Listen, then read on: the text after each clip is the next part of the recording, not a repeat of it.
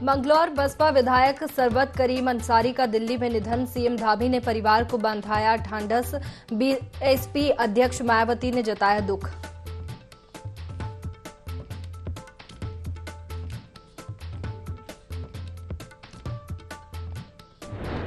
नेता प्रतिपक्ष यशपाल आर्य ने नैनीताल लोकसभा सीट से ठोकी दावेदारी। पार्टी कार्यकर्ताओं की मांग पर लिया निर्णय। आलाकमान ने मौका दिया तो 2024 का लोकसभा चुनाव जरूर लड़ेंगे।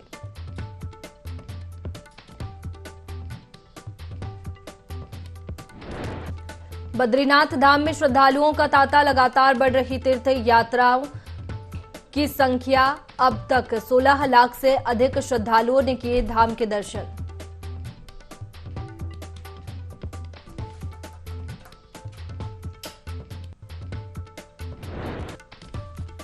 उत्तराखंड में पहाड़ों पर बर्फबारी की संभावना। लुढ़क सकता है तापमान। मैदानी क्षेत्रों में धूप खिली रहने से तापमान में बढ़त।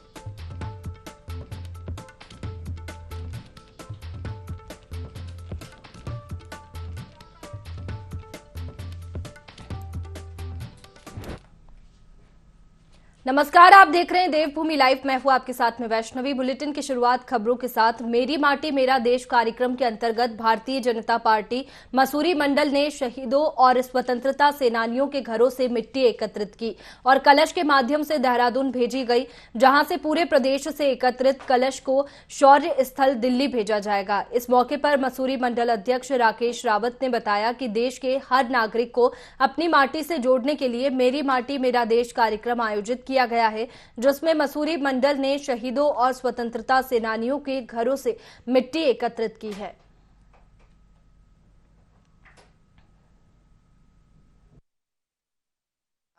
वीरंगना जितने भी लोगों ने अपने देश के लिए, अपने क्षेत्र के लिए, अपने गांव के लिए अच्छा काम किया है, उनके नाम की वाटिकाएं बने।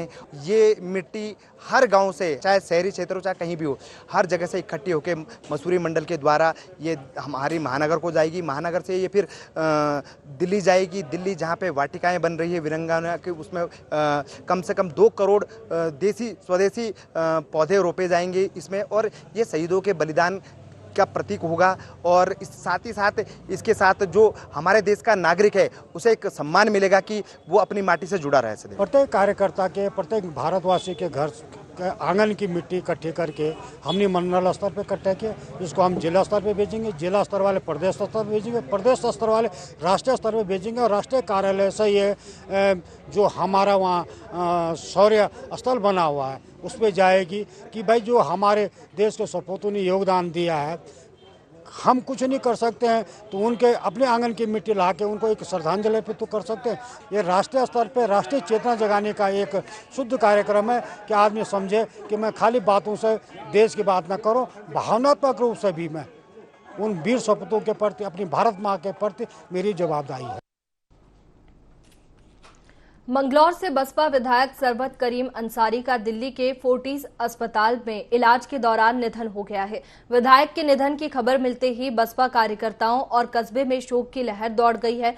तो वहीं विधायक के निधन पर मुख्यमंत्री पुष्कर सिंह धामी ने भी गहरा दुख जताया है। मुख्यमंत्री ने दिवंगत की आत्मा की शांति और शोकाकुल परिजनों को धैर्य प्रदान करने की ईश्वर से प्रार्थना की है। मुख्यमंत्री ने दिवंगत सरबत करीम अंसारी के पुत्र से फोन पर बात कर उनको ढांढस बंधाया है। जानकारी के अनुसार दिवंगत अंसारी को 2 दिन पहले तबीयत खराब होने पर दिल्ली के फोर्टिस अस्पताल में भर्ती कराया गया था। सरबत करीम अंसारी दिल की बीमारी से ग्रसित थे और उनकी 2 महीने पहले हार्ट अटैक के कारण बाईपास सर्जरी भी हुई थी। बता दें कि सरबत करीम अंसारी 2 बार के मंगलौर के विधायक रह चुके हैं।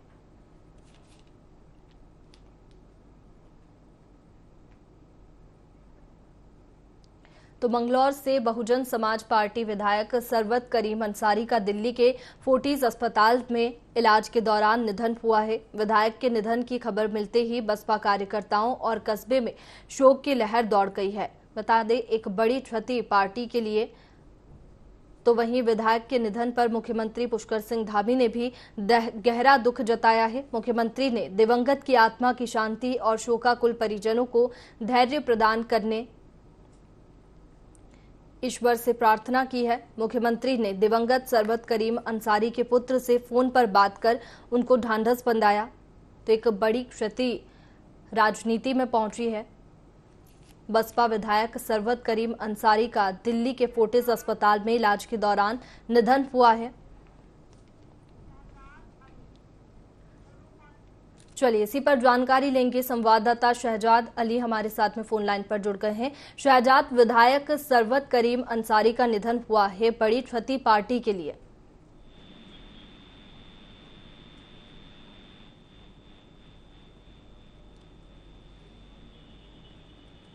हेलो शहजाद, एक बड़ी क्षति पार्टी के लिए बसपा विधायक सरवत करीम अंसारी का निधन हुआ है, क्या कुछ जानकारी? मैडम वही बता दें, मंगलोर के बहुजन समाज पार्टी के विधायक सरवत करीम अंसारी का निधन हुआ है। उनकी उम्र 66 वर्ष बताई जा रही है। लंबे समय से बीमारी से जूझ रहे थे। कुछ महीने पहले मुंबई में उनकी इलाज हुआ था। सोमवार की सुबह सरवत करीम अंसारी का निधन हो गया है, जिससे पूरे कस्बे और आसपास के इलाके में शोक की लहर दौड़ रही है। और देश के कई संगठन, नेता और सामाजिक संगठन के विधायक सरवत करीम अंसारी के निधन पर शोक जताया। 3 दिन से वेंटिलेटर पर थे सरवत करीम अंसारी जी। बिल्कुल शहजाद, एक बड़ी क्षति पार्टी के लिए है। मुख्यमंत्री पुष्कर सिंह धामी ने भी गहरा दुख जताया है। बहुत शुक्रिया आपका जानकारी के लिए।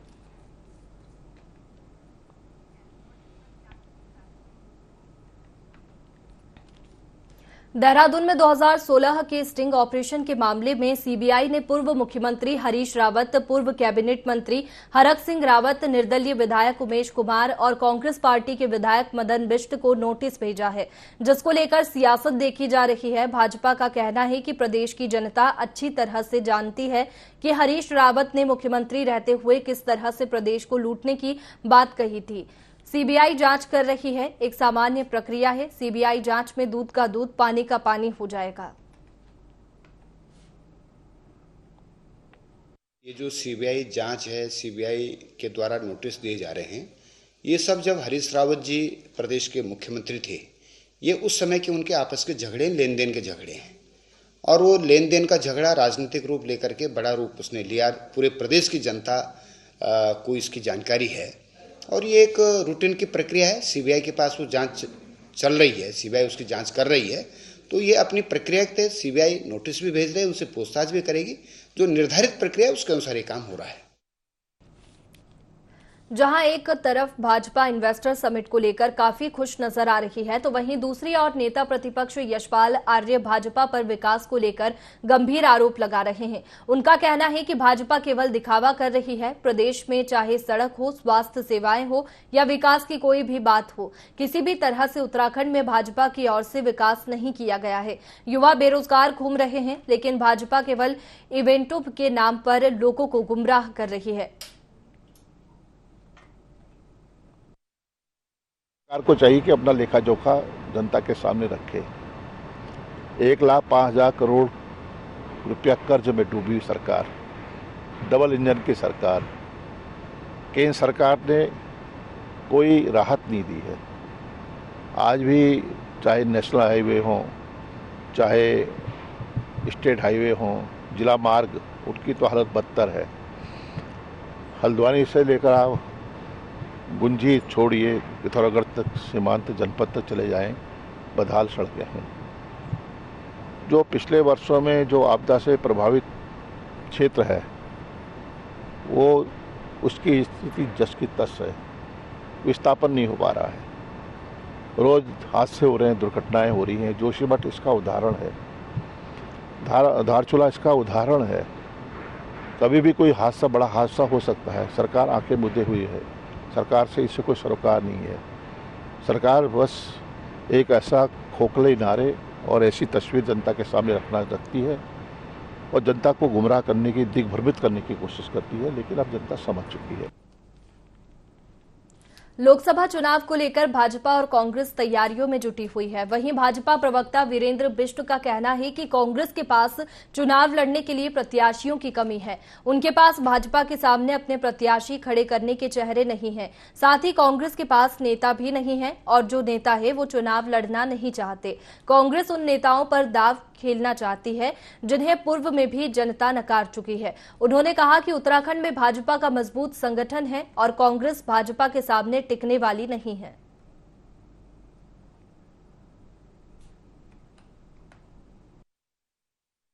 कांग्रेस के पास प्रत्याशियों का टोटा है।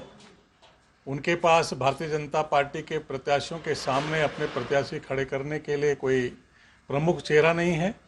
उनके पास नेताओं की कमी है और जो नेता हैं वो लोकसभा का चुनाव नहीं लड़ना चाहते हैं, इसलिए वो अपने उन नेताओं पर दांव खेलना चाहते हैं जिनको जनता ने पूर्व में भी नकारा है।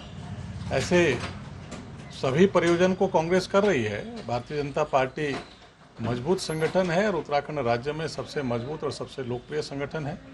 हमारे जो सांसद हैं और सांसद जो प्रत्याशी हैं वो मजबूत हैं। उनके सामने कहीं भी कांग्रेस पार्टी के प्रत्याशी टिकने वाले नहीं हैं। कांग्रेस की हार बुरी तरीके से होने। लच्छीवाला के मणिमाई जंगल में अतिक्रमण कर रहे वन गुज्जरों के 5 परिवारों पर वन विभाग ने कार्रवाई की। इस दौरान वन विभाग के अधिकारी ने कहा कि अवैध रूप से अतिक्रमण करने वालों पर लगातार कार्रवाई जारी है। जंगलों में अवैध अतिक्रमण बर्दाश्त नहीं होगा। वहीं वन गुज्जरों का कहना है कि सुविधाओं के आदम युग में रहकर खाना बदोश जिंदगी जीते हैं, उसके बाद भी उत्पीड़न किया जा रहा है। इन दिनों वन विभाग जंगलों में बढ़ते अतिक्रमण और जंगलों में हो रहे अवैध शिकार, लकड़ी काटना और अन्य वारदातों को रोकने के लिए अभियान चलाया जा रहा है।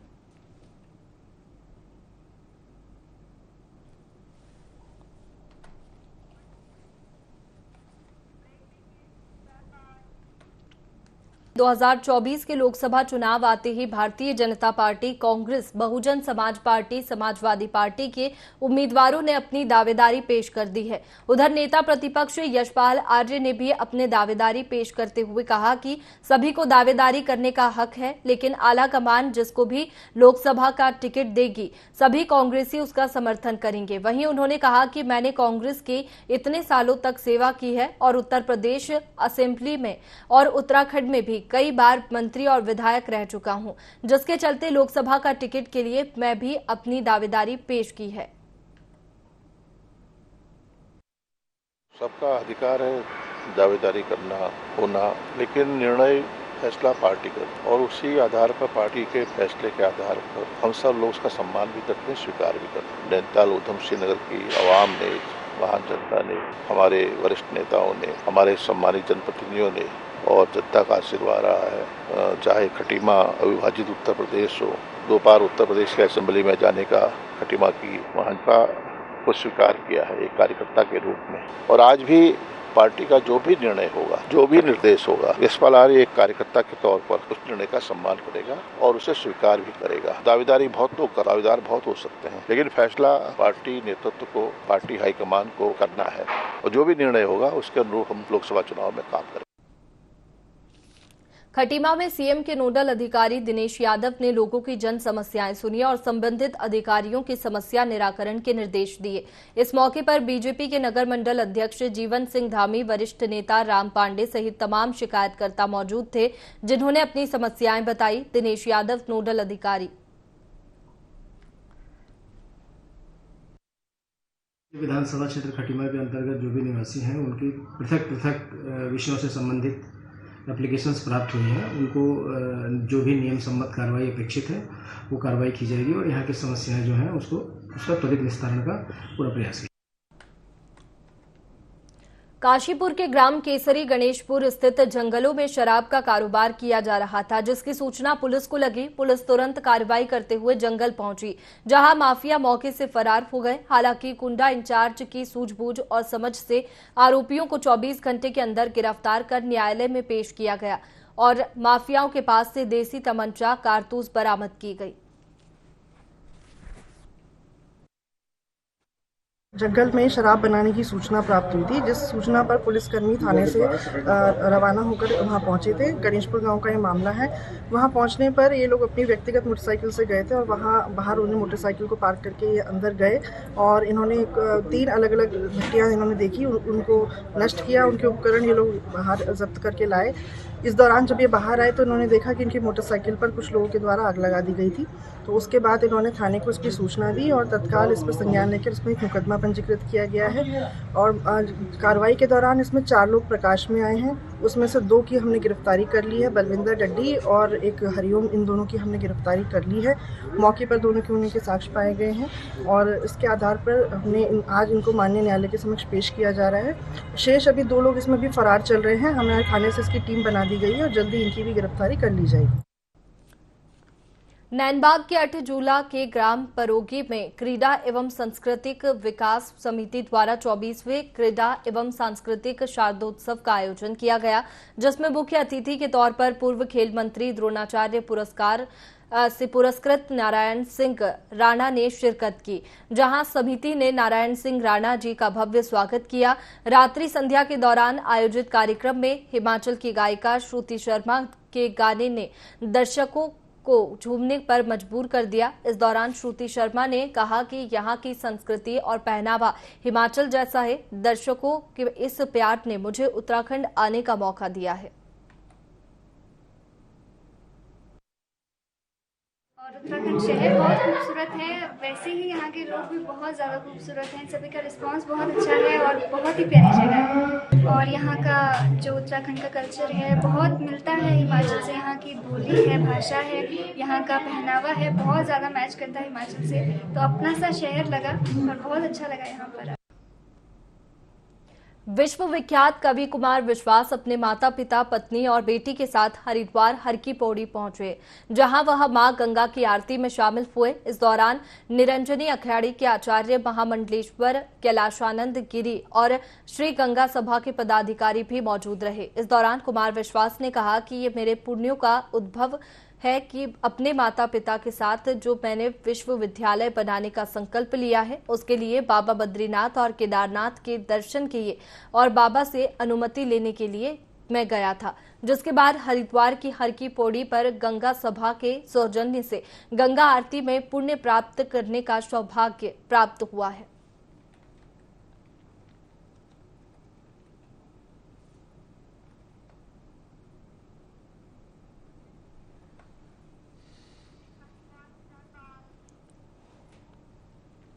प्रदेश में लगभग 30 देश से जुड़े वन अधिकारियों का डेलीगेट्स इन दिनों दौरे पर है। देहरादून स्थित फॉरेस्ट रिसर्च इंस्टीट्यूट से इन अधिकारियों का दल राजाजी टाइगर रिजर्व की चीला रेंज में पहुंचा, जहां सभी ने राजाजी टाइगर रिजर्व प्रशासन की ओर से लगाई गई वन्य जीवों से संबंधित प्रदर्शनी का अवलोकन किया और इको विकास समितियों की ओर से निर्मित उत्पादों के संबंध में भी जानकारियां ली। ये United Nations forum on forest की टीम यहाँ पर आई है। कई देशों के प्रतिनिधि यहाँ आए। हमारे लिए सम्मान की बात है, गौरव की बात है और हमारे लिए ये महत्वपूर्ण है कि हम उनको उत्तराखंड की जो खूबसूरती है, जो सरलता है, वो भी बताएं। यहाँ की जो चुनौतियाँ हैं उनके बारे में अवगत कराएं और उनके निवारण के लिए सरकार द्वारा क्या प्रयास किए जा रहे हैं उनके बारे में भी अवगत कराएं।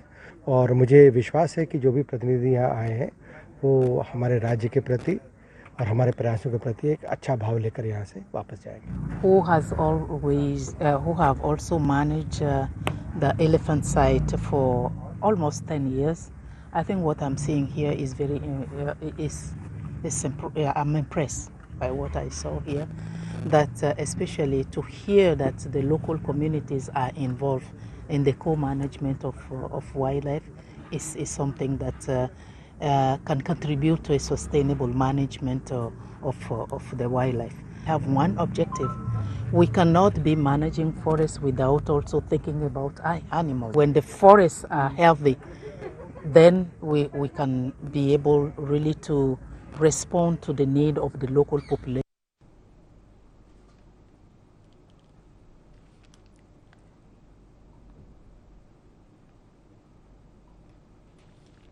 लेफ्टिनेंट जनरल मध्य कमान एनएस राजा सुब्रमण्यम ने सपरिवार भगवान बद्री विशाल और भगवान केदारनाथ के दर्शन किए। उनके साथ सेना के वरिष्ठ अधिकारी भी दर्शन को पहुंचे। उन्होंने यात्रियों के बीच ही दर्शन किए, जहां बीकेटीसी कार्य अधिकारी आरसी तिवारी ने उनकी अगवानी की। इसके बाद बद्रीनाथ धाम पहुंचे, बद्रीनाथ मंदिर में दर्शन किए और बद्रीनाथ धाम के रावल ईश्वर प्रसाद नंबूदरी से मिले।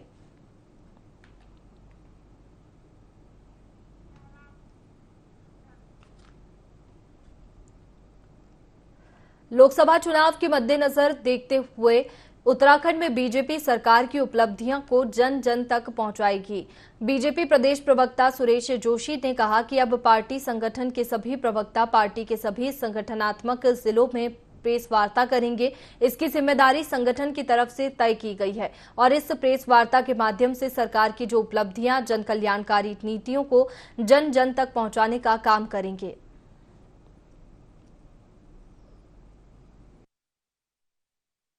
देखिए, अभी जैसे आज हम लोगों ने मुख्यालय में प्रेस वार्ता की है, इसी तरह जो हमारे संगठनात्मक जिले हैं, 19 जिले हैं, तो उन जिलों के जो हेडक्वार्टर्स हैं, मेन तो 13 जनपद हमारे सरकारी जनपद तो हैं ही हैं, लेकिन उसके एक्स्ट्रा भी जैसे अल्मोड़ा जिला है तो अल्मोड़े में रानीखेत भी हमारा जिला है।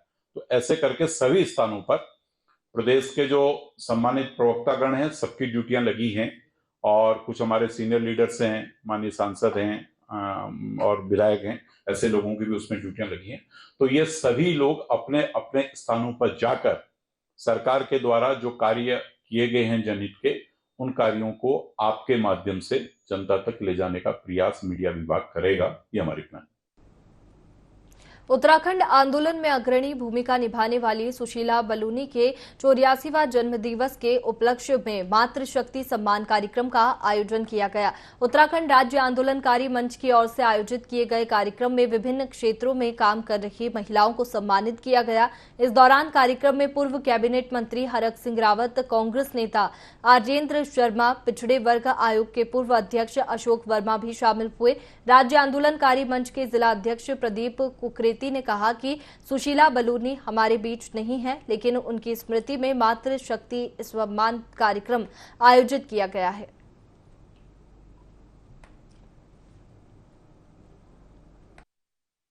हमारी बड़ी बहन सुशीला बलूनी दीदी जी की जन्म दिवस है आज।